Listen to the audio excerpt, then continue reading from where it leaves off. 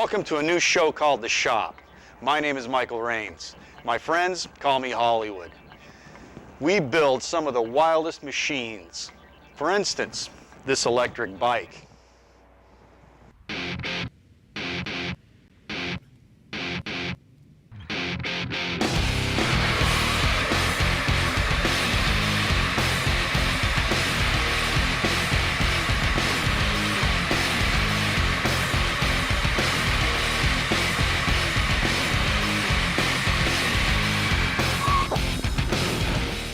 You think this bike is cool? Wait till you see what we're gonna make next week. A 6-legged walker. Don't know what that is? Here, have a look at this. Cute little toy. Yeah, but you know what would be really cool? Is if we could build one of these big enough that we could ride. All right, here it is. We have our dual drive motors. Our next step is to put on a leg and see if we have the motion right.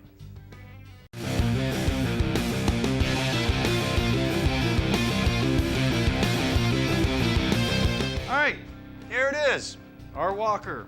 We've attached our leg. Now we're going to put some juice to it and see what happens.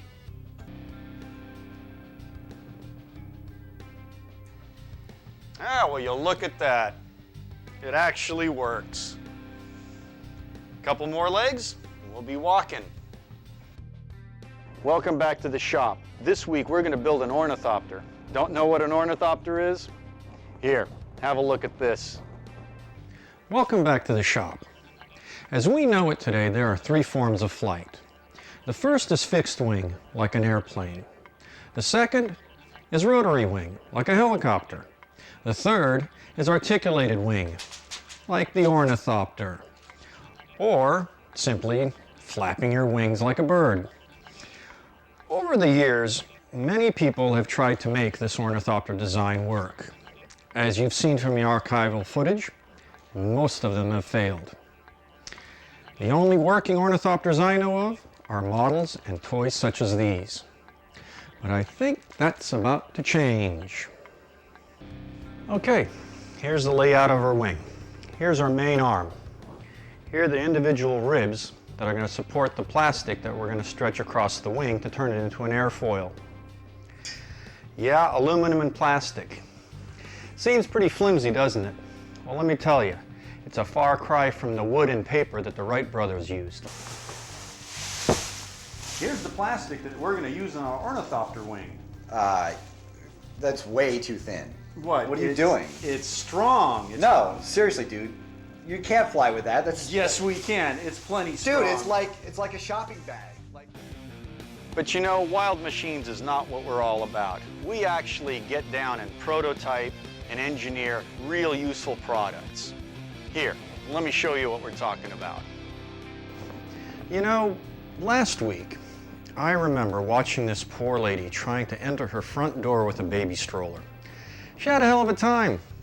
Didn't look like much fun, so I wondered, could I make something to make her life a little easier and maybe a whole lot of other people's lives easier? Of course I can. Let me show you what we came up with. Okay, we did a little shopping. I think we got the parts that we need to make this door opener work. Here, let me show you what we got. One 12-volt gear reduction motor. One stainless steel worm drive. Now, as this worm drive is rotated by the motor, it will go in and out, hopefully opening and closing our door. Now, all this gets mounted in this lovely little aluminum tube. So, let's put it together.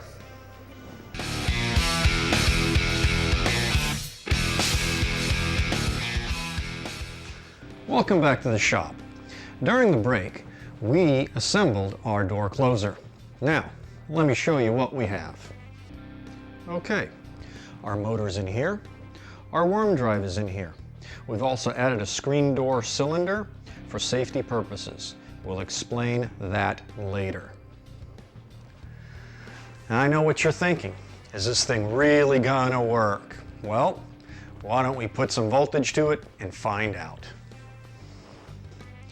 Here's our power source. Now we're going to take our 2 leads,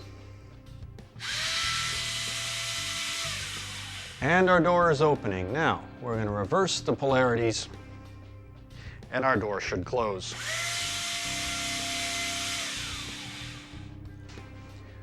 Well, what did you think? It wasn't going to work?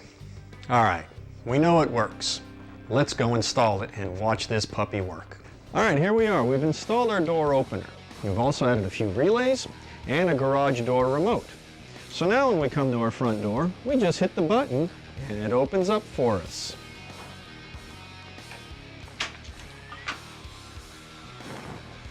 Any questions? I didn't think so. We'll see you next week at the shop.